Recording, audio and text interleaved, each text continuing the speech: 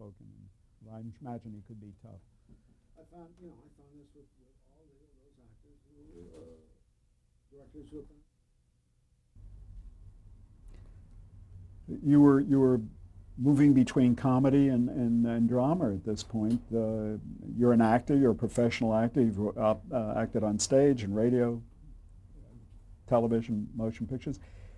Do you prefer comedy or drama, one over the other? Does it make a difference? If it's good, it's good. And doing that long siege of comedy on Mary Tyler Moore showed me one thing, and finally, we had stayed away from comedy prior to that because, first of all, you weren't being discovered in those days by doing comedy. There were no great comedy shows of any great nature at that time, and they were the family shows, the simple family shows. But it scared me because I never knew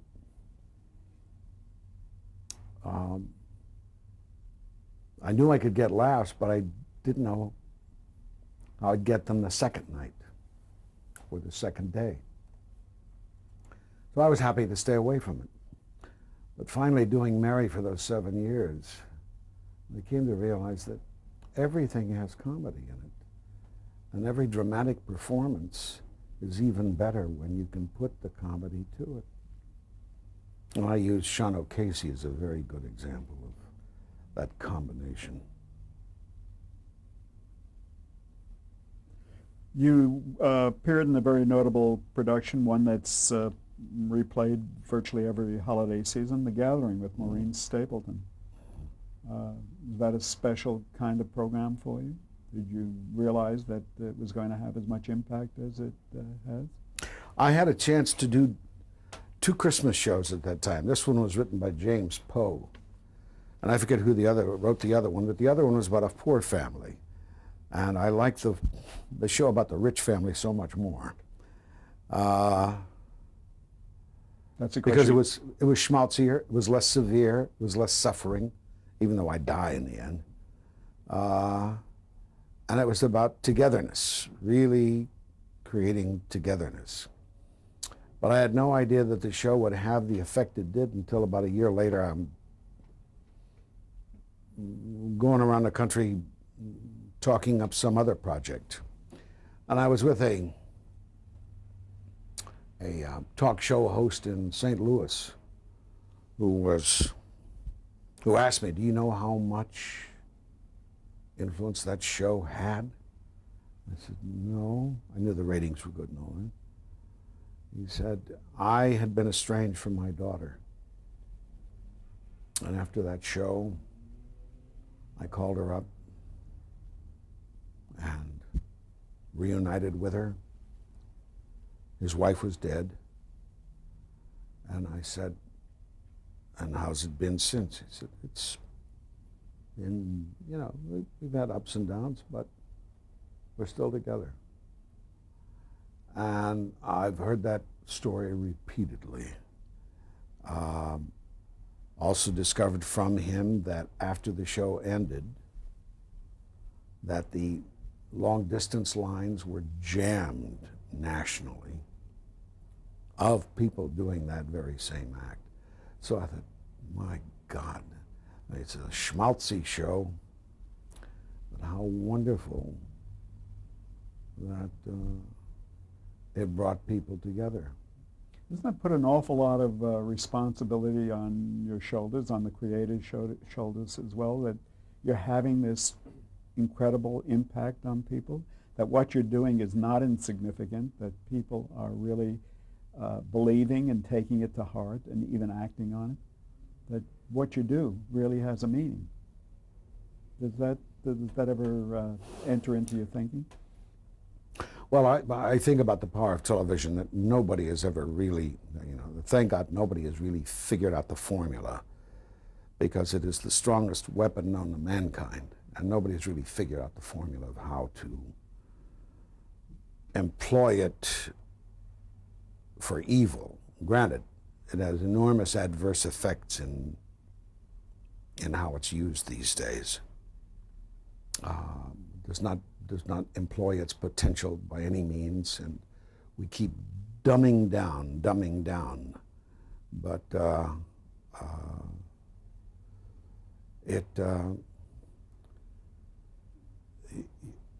I mean, so rarely can you find that a piece of work you did that heavily a positive thing, and it's just a joy to hear about and to wish that it could happen more often. But if it happened often, we'd probably wear it out.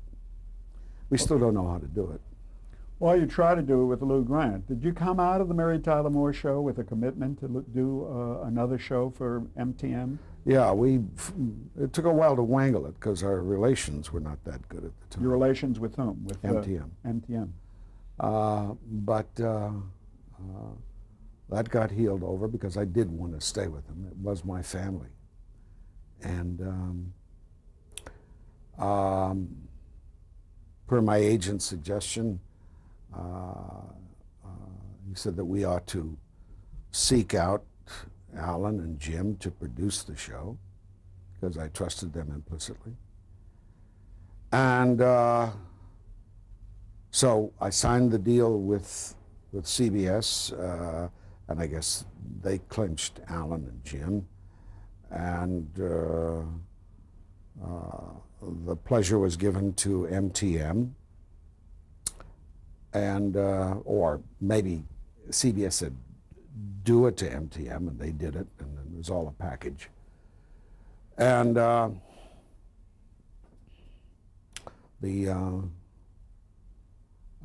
idea to take this half-hour comedy show and turn it into an hour more or less drama show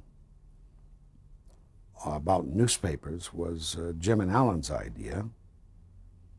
Out of that, they brought Gene Reynolds on, who's the most unbelievable researcher in the world, and he went all over the country gaining the story about news. Got two people from the LA Times to coach and guide us.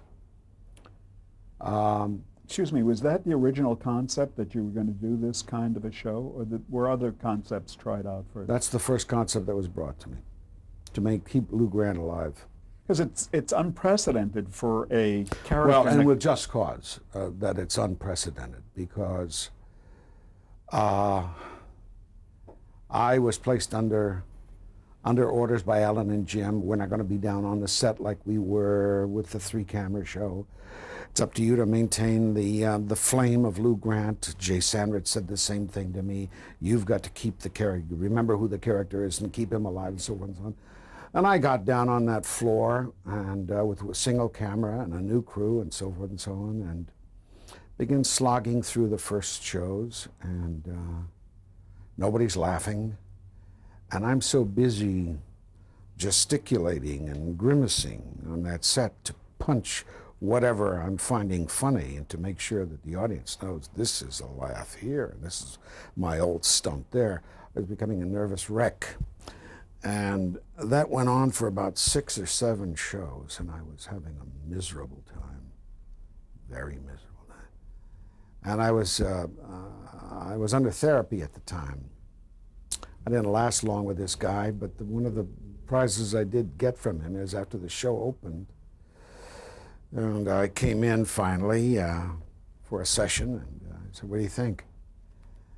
And he said, "Why are you grimacing so much?"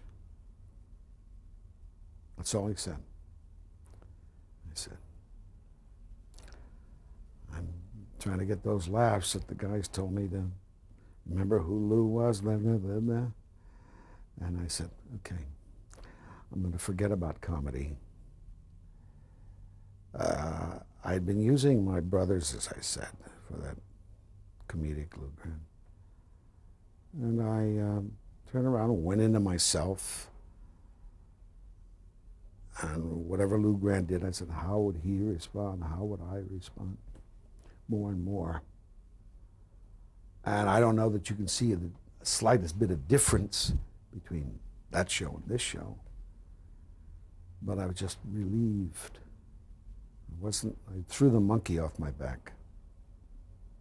Was it through your influence that the show began taking on a weightier subject, matters? And Well, I always wanted to. I thought there were only three weighty subjects we really couldn't do that much with. That was busing, which was very hot at the time. Busing. Gun control, which nobody seems to want to touch at that time, certainly. And abortion. But everything else was fair game? And, you know, I became more and more entrenched into the Latin American problem. And we even did a good job of cruising over that subject. It was well publicized at that time that you were losing a lot of weight.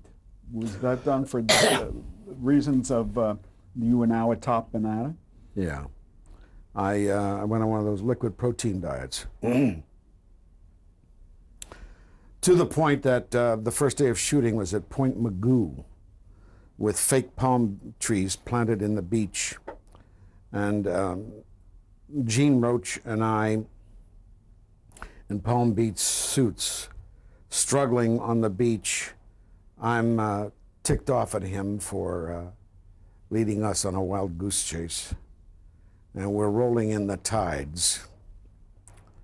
And the wind blowing, and my constantly being wet in that suit.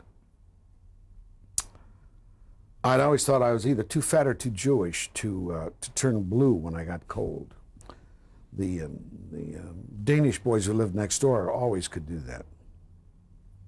Well, the first time in my life, I was thin enough, and I wasn't that thin, but I lost enough weight that I started turning blue, and I started feeling the effects of hypothermia. So I clutched at a blanket. I'm just very lucky that I didn't get pneumonia. Lou Grant, that series must be very special to you because for the first time it was your show. Did you have a say in the casting and some of the other creative? I tried to.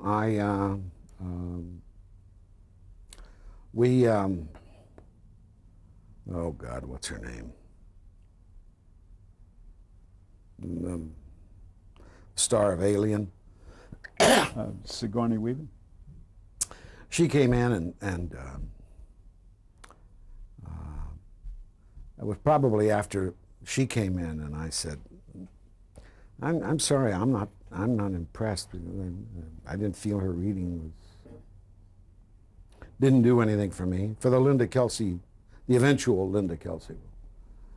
And I was also intimidated by her goddamn height. She towered over me. I found out later that she really wasn't interested in doing TV. So I thank God that Jim Brooks said at the time, now listen, guys, you got to remember, and this was directed at me, this is not a democracy. It was a benevolent dictatorship. Meaning he as the dictator, not me. How did you feel about the cast generally? I mean, I think it's the finest ensemble cast you'll find in a TV show. The dynamics between Lou Grant and the staff of the newspaper as opposed to Lou Grant and the staff of the television station, was it considerably different, the dynamics or the relationships? Oh yeah, I mean, during the vast majority of the Mary Tyler Moore Show, I was the chief. I was the 600-pound gorilla. Constantly, in terms of Lou Grant, I had to defer to a theoretical 600-pound gorilla, although I never regarded him as such, Charlie Hume. Mm-hmm. But the real 800-pound gorilla was Mrs. Pynchon. Miss Pynchon. And I felt like such a fish out of water because I'd gotten this unbelievable plum given to me by Charlie, and I thought I knew newspapers and journalism fairly well, but I was always concerned that I was always a a beat slow behind most of the drummers in the office. The two on-set advisors from the LA Times were Al Martinez and Ted Thackeray Jr. Did you interact with them at all? No, schmoosed. They helped you? Yeah, but they gave the yes and no's. I mean, that interaction was mostly on a friendly, almost a co-worker basis. Right. But the yeses and the no's were given prior to our going to film to the producers and the writers. Gene Reynolds and Alex Singer were two of the prominent directors on it. Did you get along okay with both of them? Yeah, but Gene's a hard ass, and he. It's interesting that he and Jay have that same grinding quality of go on.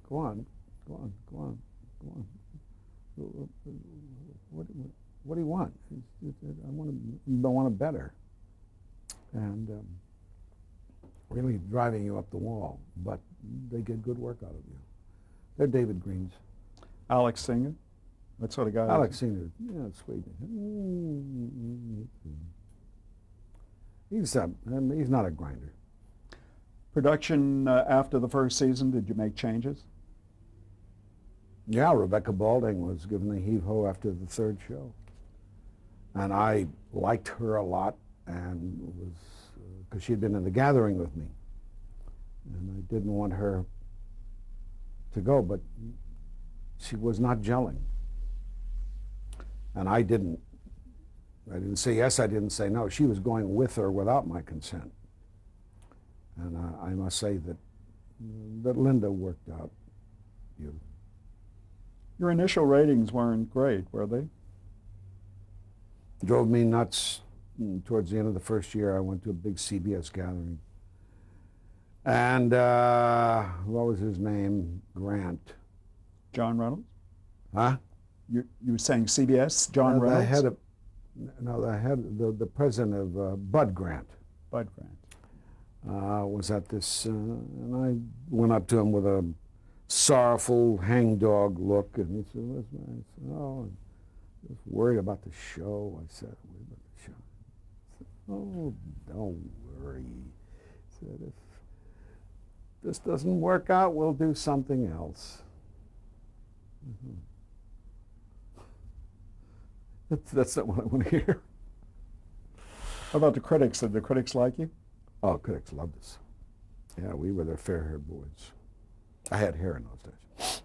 Have you had good relationship with the press generally over the years? Until the stuff hit the fan. Oh, until you got into some of your activism, which we're going to get And then to. I was amazed that guys I thought were sweeties and coming out with smarmy comments. Out of right field, I should say. They want you to stay in a pigeonhole. Yeah. When did you know you had a hit with Lou Grant? When did you feel secure? No, we never had a hit in terms of ratings. I knew that we were an intellectual hit. I knew that we were a hit in terms of the Emmys we were winning, but we certainly were not a numbers hit. When you won your Emmy for Lou Grant, you said, and I'm quoting here, "Most of all, I'd like to thank Lou Grant for being me." Well, that's in keeping with what you've already described. What about your favorite episodes of Lou Grant? The Nazi episode was good, very good. The Vietnam Vets episode was wonderful. The Jamaica, that first show we filmed was excellent. With Jean Roche, it was charming and cute and funny. You mean the premiere show? Yeah. Can I prompt you by No, saying... it wasn't the premiere show because my getting the job was the premiere show. Because I thought that was a very good show, the one that established. Mm-hmm. May I prompt you by mentioning a couple that I thought were very good? The Lou episode, The Day in the Life of a City Editor. We had a very good episode that predated Karen Silkwood. What about when you visit your hometown? You think That was a heartbreaker. That was a heartbreaker. Oh, that hurt. I was up in Oregon. We filmed that in Oregon. although it wasn't supposed to be Oregon, it's supposed to be Goshen, Minnesota. Oh, well, I can't remember. At any rate, do you think that Lou Grant offered some new insights into journalism and the problems of journalism? Yeah, I carry great guilt about that because I Guilt? can't tell you how many young people I've come across who said they went into journalism because of that show. No, that show and journalism are not the same. Far different. Having played Lou Grant, married Talamore, and Lou Grant in his own show, were people stopping you on the street and saying, calling you Lou? Oh, they have always done that, yeah. Yeah, I was very surprised. I hosted a Saturday Night Live at one point, and I guess this was after the I think it was after the show was canceled. And I went out there and, as the host does, all alone, and to grab the mic before the audience, and I keep hearing, boo, boo, boo, boo, boo, boo, boo. So I thought I was still being controversial. And then only slowly, very slowly, did it finally dawn upon me that they had been coached to say, Lou, Lou, Lou, Lou. Isn't that a curse for an actor? Lou, Lou, Lou. To be, I sat in a restaurant with Bob Crane after Hogan's Heroes, and everybody came over and said, Hogan, Hogan. And he'd say under his breath, my name is Crane, you bastards. You don't do that. It's their pleasure, and you just have to wait it out. I just thank God that Lou was a wonderful person. The funniest story is told about Ted Knight, who always worried about being mistaken for Ted Baxter. So about the third or fourth year, he comes into Alan Burns, and he crying the blues, and he thinks he wants to leave the show. It's this. So just, I don't want, people are thinking I'm that dope, that dummy. Okay. And Alan spent a half hour convincing him that people did not think that and did not look at him that way. And they realized him for a very talented comedic actor. At that point, Jim Brooks walked in and said, hey, Ted, how does it feel to be the biggest dope on television? The biggest dummy on television. In speaking with Jim Garner recently, he said the worst thing about stardom, and I imagine a lot of actors say this, is loss of anonymity. You, by this time, had lost your anonymity in private life. I mean, you could no longer go anywhere without being recognized. Was that a problem for you? Yeah, it's a problem, but it's more of a problem because I tended to follow urges and instincts, and when it became a problem, I made it a problem. But I could have very easily lived with it by recognizing it and not, because I wasn't that kind of star. I wasn't a Jim Garner. Jim Garner, is the matinee idol type that people will chase down the street. Unfortunately for him, he can punch out most of them and go on his way. But I was the Dilbert of the TV stars. Was the network interfering with anything you were attempting to do on Lou Grant? Did the network come in and give you a hard time? No, they were supportive. They tried to. Who was it? Oh, they got a lot of static from the deprogrammers on the Hare Krishna show, which was an excellent show. They got a lot of big static on the nursing home show. And to the extent that Oscar Mayer said that they would pull their ads. And I forget who was in charge at that point. He said, sure, you can, you can pull your ads, but you'll still pay for it. So they supported you. Yeah. And yet there was some questions, at least raised in the press at the time, that Lou Grant was canceled ultimately because of your political activism. Yeah, well, that happened in on February 15th of 1982. Went to Washington too. By then I was president of the Screen Actors Guild. I had already seemed to be controversial by being a street leader of the strike in 1980. Actor strike. Yeah. I ran for the presidency in 81, and people began to resent me for most of those moves. And who did you run against? Bill Shallert, the incumbent, who's a wonderful man and who sort of should have stayed president, and who treated me like a gentleman and a friend after I became president. Wasn't Dana Andrews the president at that time? No? No, I was a long time back. Oh. And what kind of platform did you run on? Merger? With the Screen Extras Guild? No, with AFTRA. AFTRA. Yeah. And it was already a foregone conclusion that we would absorb the extras at the time I became president. And various blocks of people, I refer to them as the elitists led by Charlton Heston, the stuntmen, and the single unknown day players, became concerned that this addition of 1,500 actors or people into the Actors Union would deprive them of their work. The elitists didn't want to be associated with extras, although 3,000 of the Extras Guild were already members of SAG. So, and SAG represented them in all other states of the Union, east of the West Coast. So it all just was, I mean, it gives you a great example of how things become blown out of proportion and people just don't understand.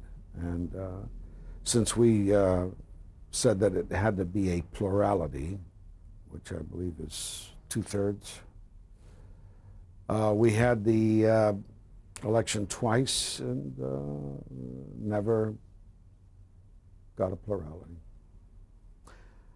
Then after I ceased being president, sometime after that, because SEG did fold, nobody was representing Screen Extras, and there had to be somebody to come into existence to do so. So SAG took over the reins as a union franchise. But you were explaining, or I'd asked you, was Lou Grant canceled? Well, maybe we can get into that in the next tape, but what I wanted to know is, was Lou Grant canceled because of your activism? And please hold your answer until we change our tape.